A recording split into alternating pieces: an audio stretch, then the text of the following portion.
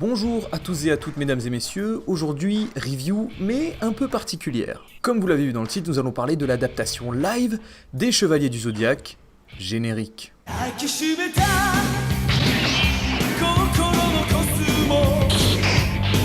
Alors, petite parenthèse, comme vous avez pu le voir, on retrouve l'ancien décor. Il n'y a qu'ici que la lumière est correcte, donc j'ai pris la peine de record ici, histoire que pour l'occasion, la review soit de qualité supérieure. Je vous demande d'être indulgent s'il vous plaît, c'est ma première review de film, je me doute bien que c'est loin d'être parfait. Mais bref, rentrons dans le vif du sujet. L'adaptation live action des Chevaliers du Zodiaque. Alors déjà, ce film ne mérite pas d'avoir dans son titre les Chevaliers du Zodiaque. Comme une majorité de personnes, j'ai pas aimé le film, mais là où la critique va être intéressante, c'est que je connais l'univers depuis gamin. Donc les plus gros problèmes, sans doute invisibles pour la plupart qui sont partis le voir, vont être énoncés dans cette vidéo. Pour ce faire, je vais résumer le film, pas en entier non plus, mais certains passages qui me permettront d'illustrer et d'introduire les différents problèmes que je vais énoncer. Et également, si je peux, j'essaierai de proposer des alternatives au scénario de base qui auraient pu rendre le film moins catastrophique et surtout plus cohérent. Dans l'idée, je me doute bien que la prod avait de bonnes intentions, essayer de remettre la licence au goût du jour. Mais certains y ont surtout vu un moyen de s'en mettre plein les poches, parce que c'est Senseiya.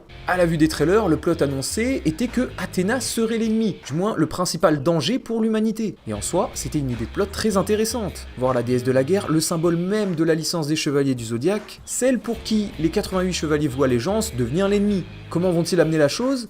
Eh bien au final c'est extrêmement décevant. Le pire c'est qu'à la fin de la séance, t'as les gamins qui étaient à côté de moi et qui disaient « Mais c'était trop bien !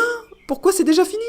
Nos jeunes se perdent, mesdames et messieurs, c'est très grave. Je vous avoue que les premières minutes du film, j'ai plutôt été très surpris et j'ai surtout apprécié. À part le background de Seiya et sa sœur qu'on aurait dit être une fanfiction. Et donc, oui, j'ai apprécié, mais c'était jusqu'à ce que je vois tout ce qui n'allait pas par derrière. Est-ce que ça vaut la peine d'aller le voir ? Pourquoi pas si vous voulez constater l'ampleur des dégâts par vous-même. Premier problème, on ne peut clairement pas appeler ce film une adaptation. On ne retrouve que des éléments de surface de l'univers de Kurumada, Saori devient Sienna, Ikki devient Nero, et même Seika devient Patricia dans la version française. Aucune mythologie réellement expliquée, et même pire que ça, on ne nous explique pas ce qu'est le cosmos. C'est pour dire à quel point le bail a été bâclé. Ils se sont dit que bon, vu que la licence est vieille, on va pas prendre la peine d'expliquer certains éléments de peur de pas intéresser un jeune public. Mais au contraire, ils auraient clairement dû. Second problème, on nous introduit Seiya et on nous dit oui, tu es le chevalier de Pégase, tu dois protéger Athéna. Mais n'oublions pas que le chevalier de Pégase, c'est loin d'être un chevalier lambda. C'est celui qui à Asgard a revêtu l'armure d'Odin, c'est celui qui est l'héritier de l'armure du Sagittaire et en plus qui a un lien de proximité avec les dieux. C'est le chevalier de bronze qui durant les précédentes guerres saintes a réussi à mettre en difficulté Hadès. Donc non, on ne montre pas à quel point ce chevalier est important dans l'œuvre, on se contente de le mettre parce que Pégase est le chevalier emblématique de la saga, qu'on sait qu'il sera naturellement fort et qu'il fera frémir de nostalgie tous les fans. Alors que Seiya de Pégase, c'est pas ça, c'est le courage, la détermination, bon évidemment beaucoup de plot armor, certes, mais c'est la volonté de milliers d'hommes réunis en un seul être. Lorsque le film commence, on voit la même scène d'introduction que dans le film de 2014, qui était au passage 20 fois si ce n'est plus réussi que celui-ci. On voit Aiolos du Sagittaire affronter Shura du Capricorne qui tient Athéna dans ses bras. Ce qu'ils ont fait, c'est qu'ils ont repris la même scène, mais en la raccourcissant au maximum. Mitsumasa Kido, ou devrais-je dire Alman Kido, c'est comme ça qu'ils ont décidé de l'appeler, trouve Athéna et récupère ainsi l'armure d'or d'Aiolos. Jusqu'ici, des choses qu'on connaît déjà. Cependant, il s'avère qu'il avait une femme, Gurad, qui va être l'antagoniste principal du film. Et putain, qu'est-ce que cet antagoniste est médiocre. Pour vous donner une petite idée, on est sur le cliché du méchant qui a la première lettre de son prénom sur son building.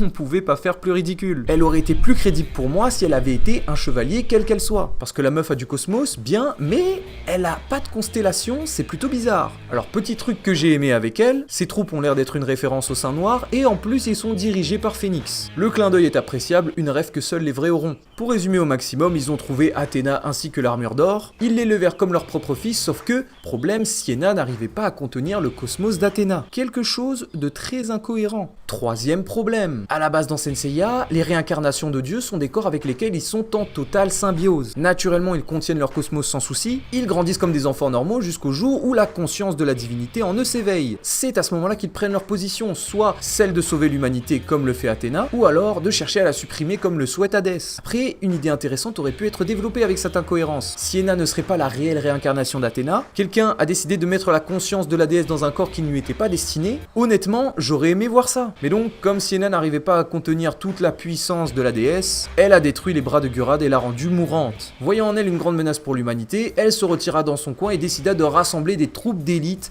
afin de supprimer la menace définitivement. Et pour ce faire, elle organisait des combats clandestins dans un ring, dans l'espoir de trouver quelqu'un avec du cosmos. Oui, vous m'avez bien entendu dire trouver quelqu'un avec du cosmos. Ça en choquera plus d'un, mais dans ce film, le cosmos n'est pas en chaque humain comme c'est le cas à la base. Et même pire que ça, il n'est pas infini. On peut l'extraire de quelqu'un jusqu'à le vider totalement. Vous verrez par la suite que ça pose vraiment problème pour dire que ce film est une adaptation des Chevaliers du Zodiaque. Donc Seiya lui s'y rend car il a besoin d'argent, voilà, c'est un enfant de la rue, tout en continuant de chercher sa sœur disparue. Bon, déjà Seiya, c'est lui, beau gosse, voire beaucoup trop beau gosse, on dirait un chanteur de K-pop. Tu sens que la prod a essayé de faire un mec stylé, attitude nonchalante avec un peu de charisme qui ravira les demoiselles et surtout quelques messieurs. Sachez que c'est lui aussi qui va interpréter Zoro dans le live action de One Piece. Le mec affronte des types dans le ring, tout ça, de la bagarre à coups d'arts martiaux bien stylés, et à un moment le mec affronte Cassius qui nous a fait une Michael Jackson. Il se retrouve en difficulté, et bam, d'un coup son cosmos se libère. Ça a le même effet que dans la série animée que Netflix a sorti, sans surprise, sans saveur. Dans le film, on voit bien qu'au niveau des mises en scène, les mecs ont tout misé sur les coups simples, en sublimant le tout par beaucoup d'effets spéciaux au ralenti, de la poussière, un bruitage de l'impact des coups. Et pour le coup ça marche, plus tard dans le film ça s'amuse avec des flingues, j'en avais plus rien à branler. Alman Kido, qui était là comme par hasard, a vu ce que le jeune homme a fait et décide d'aller lui parler. Si tu me rejoins pas, Gurad va te capturer, ton destin est d'être chevalier. Bon, c'est même pas qu'il lui propose, c'est du kidnapping là. Et d'ailleurs, petite parenthèse, mais comment se fait-il que la sœur de Seiya avait en sa possession l'armure de Pégase? C'est assez étrange qu'une gamine random ait avec elle l'armure de bronze d'un chevalier. S'ensuit une course-poursuite, ils s'en sortent, Kido ramène Seiya dans sa modeste demeure et j'insiste sur le modeste. Rencontre avec Athéna, une vraie pain-bêche arrogante au début qui laisse très vite tomber son voile.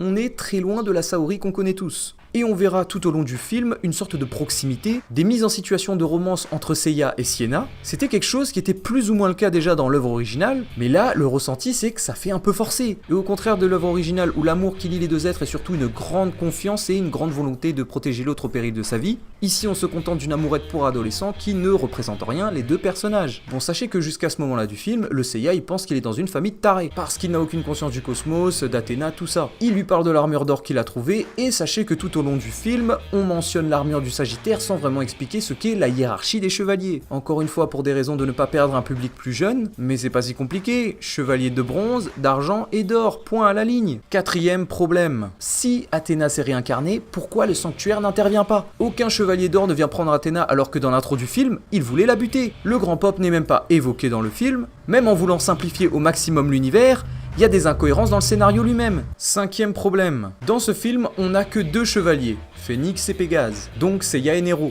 Lui aussi, le même problème que pour Seiya, trop beau gosse, j'ai du mal à me dire que ce mec, c'est le chevalier du Phénix. Encore une fois, on n'explique pas que le Phénix a eu un seul et unique chevalier, car l'armure n'a pu être portée par personne d'autre avant. Encore là, c'est un détail dont on pourrait se passer. Ok, mais si ça s'arrêtait là, on ne parle à aucun moment des constellations, on dirait que les armures on les drop comme ça à n'importe qui. Et pourtant c'est le minimum du minimum, ça nourrit le lore du film, c'est stylé en plus, ça fait pas de mal. Mais donc Nero lui, il est du côté de Gurad, du côté des méchants, mais quelles sont ses motivations? Au début on voit que c'est le bras droit de Gurad, Marine nous dit qu'elle a entraîné par le passé et qu'il était avide de pouvoir, à la fin du film on le voit s'enfuyant avec l'armure du Sagittaire, qu'est-ce qu'il compte en faire? Parce que la porter déjà il pourra pas. En parlant de Marine, Seiya qui voit tout d'un coup qu'il est face à une déesse, souhaite devenir plus fort parce que tout d'un coup il a changé, il souhaite la protéger, argument à l'appui. Pour ça, on l'envoie sur une île où Marine va l'entraîner. Et bordel, qu'est-ce que Marine est bâclée! Encore au niveau de son armure ça passe, mais ils ont essayé d'en faire le sensei sage dont le héros doit boire les paroles. Ce qui aurait été plus intéressant selon moi, c'est que Seiya s'entraîne déjà avec elle lorsqu'il est enfant, comme c'est le cas dans l'œuvre originale,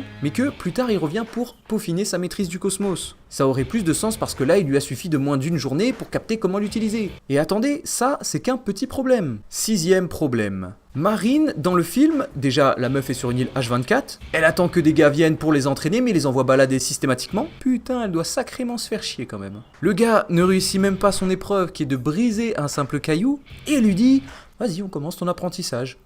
Ok. Marine n'est pas aussi exigeante qu'on l'a connue, Merci le plot. 7ème problème, le budget pour ce qui est des effets spéciaux a été très mal réparti. En fait, ils ont tout mis sur le début du film, ils se sont dit que c'est bon, à partir du moment où le spectateur va voir que c'est bien au début, ça le sera tout le long du film. Mais non, c'est des sacrées fourbes. Lors de l'entraînement de Seiya, tout ce qui est pirouette, saut en hauteur, déchaînement de puissance est très mal fait. Je me répète, je sais, mais on a l'impression de voir une fanfiction. Et même les gars qui font des fanfictions se démerdent mieux que ça. Je devrais peut-être parler de l'environnement, c'est vrai. De ce que je vois, ils ont essayé de faire quelques clins d'œil à l'œuvre originale. Le lieu d'entraînement ressemble vite fait au sanctuaire, il y a une statue flottante, ce genre de bail, mais ça reste pas grand chose, on retrouve pas l'énergie divine, l'impression d'avoir en face des êtres tout puissants. 8ème problème, encore une incohérence. Gurad donc ce qu'elle souhaite c'est éliminer Athéna, du moins Sienna, pour ça elle la recherche activement. Pourtant on voit bien que là où Almankido réside, c'est l'endroit où ils ont trouvé l'armure d'or. Et logiquement, ils y ont vécu quelques années ensemble déjà. Et à aucun moment, elle pige que c'est là-bas qu'il faudrait commencer à chercher. Sienna a été capturée finalement sans que Seiya ne puisse réagir. C'est le moment où t'es censé te sentir plus impliqué dans l'histoire parce que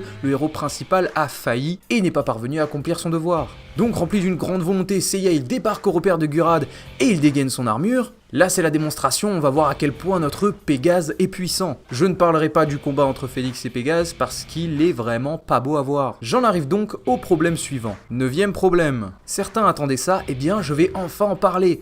Les armures. Avec les trailers, on a été nombreux à avoir cette inquiétude. Les armures qu'on avait vues avaient l'air pas terribles, quoique encore celle de Phénix passait mieux que celle de Pégase. On a compris l'idée, c'est un live action, ils ont voulu partir dans un délire réaliste avec des armures dans un style médiéval, donc le plus connu on va dire. Mais déjà, ça colle pas du tout à l'univers dans un premier temps, le casque de Phénix est trop grand pour son crâne, ils auraient mis un diadème à Seiya, ça aurait pu être archi stylé. L'armure c'est un pendentif qui au final devient une boîte qui contient l'armure. En fait, ils ont fait que reprendre des idées du film de 2014, mais dans celui de 2014, c'était stylé. Là, c'est pas terrible. L'idée quand l'armure n'est pas portée, c'est qu'elle forme la constellation qui lui est associée. C'est en partie ça qui a fait le succès de Seiya. Et s'ils avaient cherché ne serait-ce qu'un minimum à ranimer la flamme des fans, ils auraient dû laisser Seiya joindre les 13 étoiles de Pégase avant de lancer son attaque. 10ème problème. C'est selon moi le plus gros problème de ce film. Le fait que le cosmos ne soit pas infini, ça a conduit à une situation où, pour éliminer Athéna, on essaie de lui pomper son cosmos.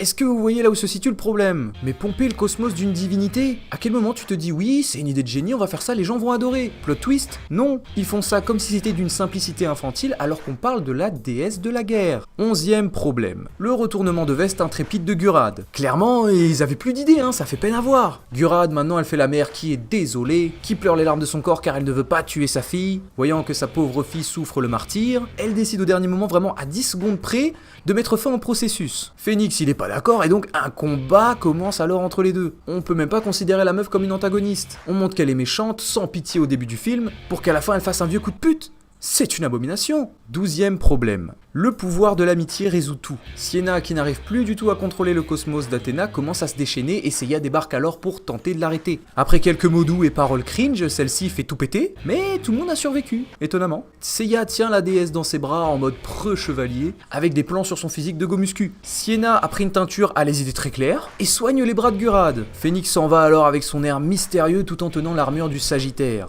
Tout est bien qui finit bien. 13ème problème. Le film.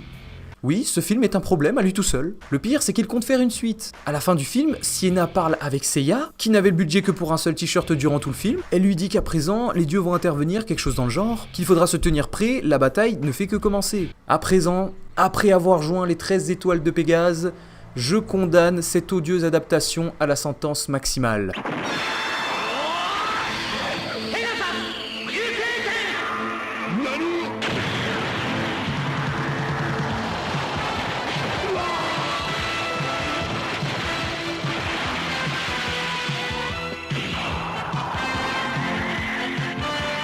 Sur ce, merci de m'avoir regardé, j'espère que la vidéo n'a pas été trop longue ou trop chiante à voir. Je referai des reviews de films comme celui-ci à l'avenir. Sur ce, c'était le Sama, que votre cosmos s'embrase, et je vous dis sayonara.